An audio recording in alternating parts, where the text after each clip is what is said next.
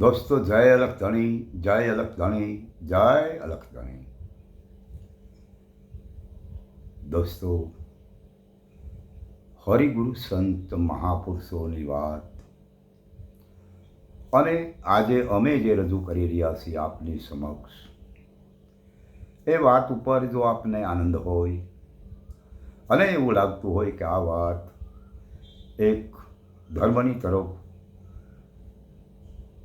દિશા બતાવી રહે એવો વિડીયો છે અને એવી વાત છે, તો આપ જો નવા હોય અમારી ચેનલમાં તો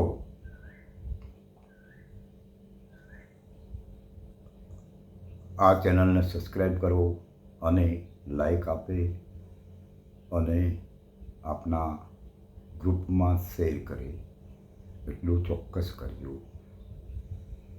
હવે આજે આપણે એક એવી વાત કરવા જઈએ કે હરિગુરુ સંત અને મહાપુરુષો એ આપણને જે દિશા તો બતાવી છે, પણ આપણા શાસ્ત્રોની અંદર જે વાત છે એમાંથી આપણે સાર લેવો પણ જોઈએ. ઘટના સત્ય છે કે નથી એ વસ્તુ અલગ છે, પરંતુ એની અંદર જે લેવા જેવું હોય એ તો આપણે લઈ લેવું જોઈએ અને એનો સ્વીકાર પણ કરવો જોઈએ.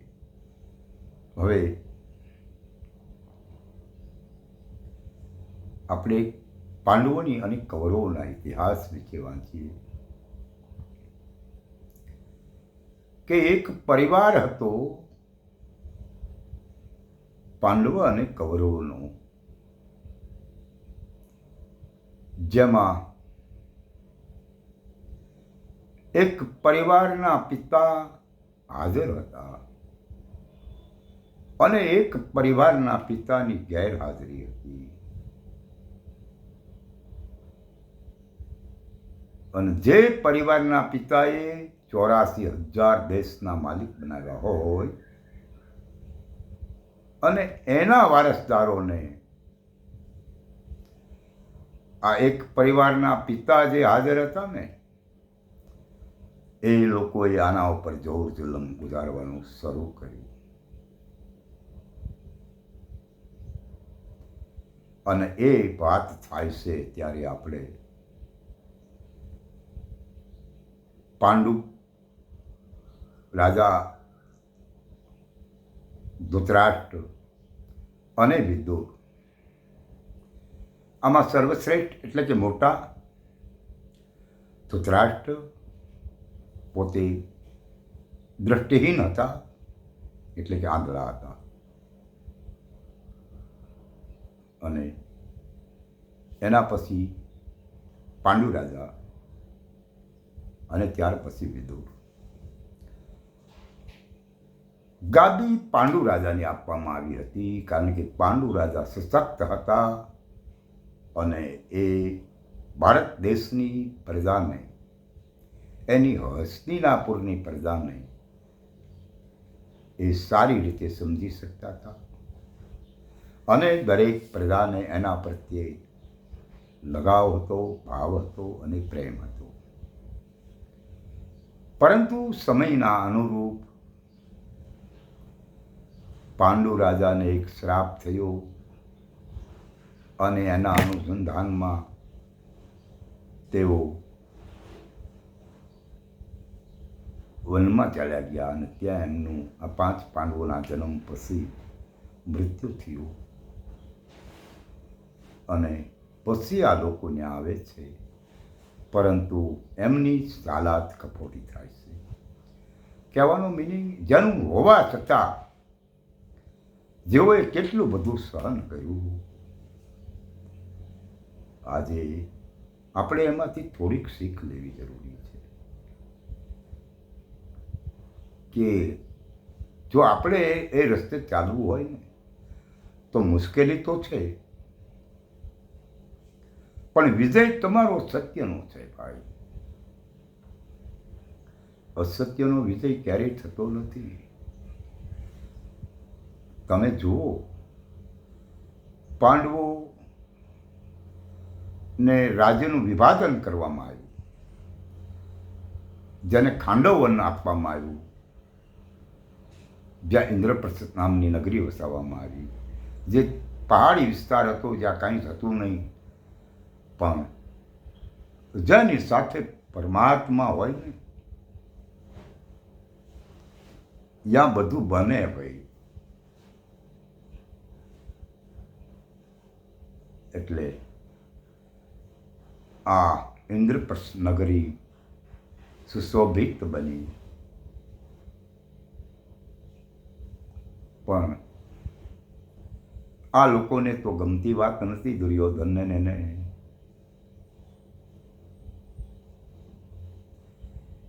પાંડવોને બોલાવી અને ચૂકટું રમ્યા, જુગાર રમાડ્યા. અને જુગારમાં હસ્તિનાપુરની અંદર રાજા યુધિષ્ઠિર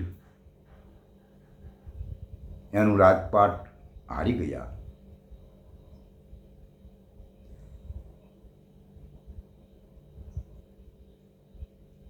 એના ભાઈઓને પણ હોડમાં મૂકી દીધા, એ પણ હારી ગયા. એટલેથી ધર્મરાજા ન અટક્યા. દ્રૌપદી એમની પત્નીને પણ હોડમાં મૂકી દીધા. વિચાર કરો કે જેને રાજા ધર્મનું બિરુદ મળ્યું હોય, ધર્મરાજ તરીકે જેને સ્વીકારે લોકો, એ વ્યક્તિ સોપાટના પાસા ખેલે અને જુગારના દાવ રમે, એનું પરિણામ જોઈ લો તમે. તો આજ આપણે આમાં વિચાર થોડો કરવો જરૂરી છે કે જે જુગાર રમે ને એની પરિસ્થિતિ આવી થાય. એટલે આપણે દરેકે થોડાક અંશે વિચારવું જોઈએ કે દારૂ, જુગાર, વ્યભિચાર, માંસ અને ચોરીજારી આ બધામાંથી આપણે પસાર થઈ જવું એવું નહીં ભાઈ. એમાંથી બહાર નીકળી જવું પડે. નીતિ, નિયમ અને સંયમ આને ચોક્કસ ધ્યાને રાખવા પડે. અને પછી હરિગુરુ સંત મહાપુરુષોની જે વાત છે ને એને આપણે લક્ષમાં લાવવી પડે. અને એને લક્ષમાં લાવવા માટે આપણે કેવા મહાપુરુષની જરૂર પડે? ગુરુ હમારા પૂનમ જૈસા ચંદ, ગુરુ મારા પૂનમનો ચંદ્ર હોય એવું તેજોમય મૂર્તિ. તેજ કરે અરુ તપે નહીં, દે દે અપના હી રંગ. સદગુરુ મહારાજ પૂનમના ચાંદા જેવી ક્રાંતિધારી પુરુષ હોવા જોઈએ. તેજ કરે પરંતુ તપે નહીં, એને આપણી સમાન બનાવી દઈએ. આવા સંત મહાપુરુષના સાનિધ્યમાં જવું પડે. અને જ્યારે એવા મહાપુરુષના સાનિધ્યમાં જઈએ ત્યારે આર્થિકતા, સામાજિકતા અને ધાર્મિકતા આ વસ્તુ ધ્યાનમાં રાખવી જોઈએ. કારણ કે જો આપણી પાસે આર્થિકતા એ સુધર નહીં હોઈએ તો ભક્તિ કરવી મુશ્કેલ થઈ પડશે. એટલે પરમાત્મા પાસે આર્થિકતાએ અમને સદ્ધરતા આપજો પરમાત્મા, એવી એક વાત આપણે સદગુરુ પાસે એક વિનંતી મૂકવી જોઈએ.